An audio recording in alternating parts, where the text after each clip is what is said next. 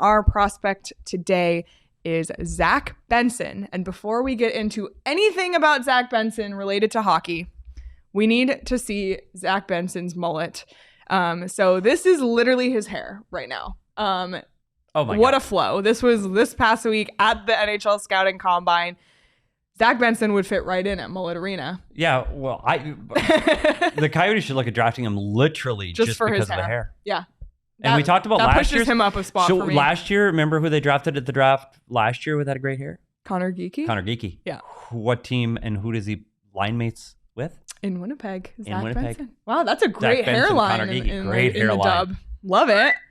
But yeah, Zach Benson, he played what? The hairline is a fire nickname. The hairline, yeah. For a really good, a line with it's better, like the French Connection. Yeah. This is the hairline. Hairline. Love it. Well, maybe he'll be here. Zach Benson, like we mentioned, he plays for the Winnipeg Ice on a line with Conor Geekie. He's 5'10", 163 pounds, had 98 points in 60 games for the dub this past season. PD, what do you know about Zach Benson? Well, first of all, my computer's broken, so that makes me very sad. That's really fun. My keyboard doesn't work, so that's sad. Zach Benson, here's some things. He is. They talk about a very high IQ. They talk about a kid whose motor goes and goes and goes and goes. The one knock on Zach Benson is his size. Yeah.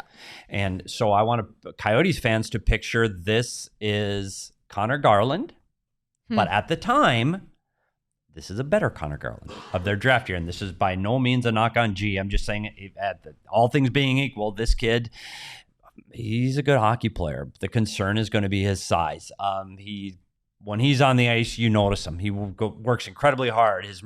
He's up and down the ice. He's a very smart player, can play in all situations.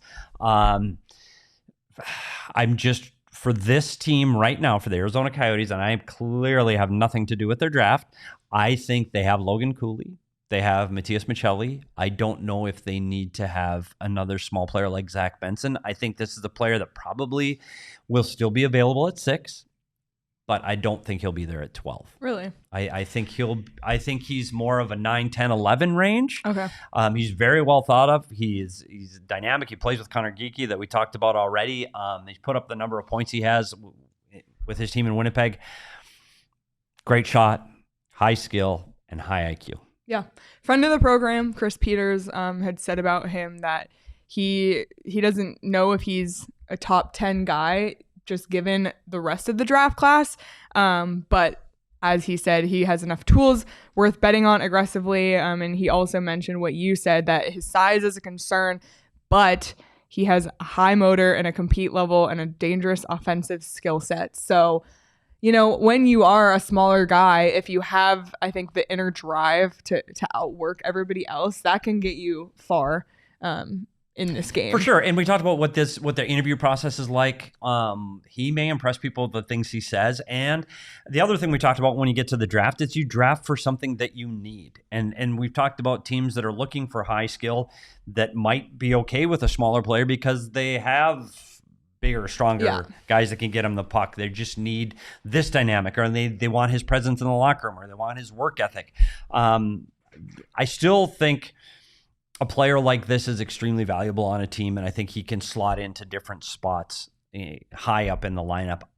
Again, I just go back to the question mark on teams is going to be his size. And right now we see that size is at a premium in the National Hockey League. I think that is going to make his stocks, he'll slide a little bit, but I still think he's a good enough player that you'll see him go high. Yep, for sure. So Zach Benson, we'll see. Maybe he's there at 12 and maybe they consider taking him there. But yeah, there's our prospect highlight of the day. And again, here's what I want to say about our prospect highlight of the day, Leah. Our opinion, we don't watch the guys. Yeah, we don't. I watch a little bit of highlights, but I don't watch them extensively. We're kind of polling the experts. We're pulling in their knowledge. We want you to know, as people that follow the Coyotes and fans of the Coyotes, I want you to understand all of the names. So when this group goes to Nashville and you hear a name, you go, oh, I've heard of that guy. I've heard you. I just want you to hear the name so that not everybody goes, oh, the only player available is Connor Bedard, because it's not true. It's a deep draft and people should know these names. Yep. There.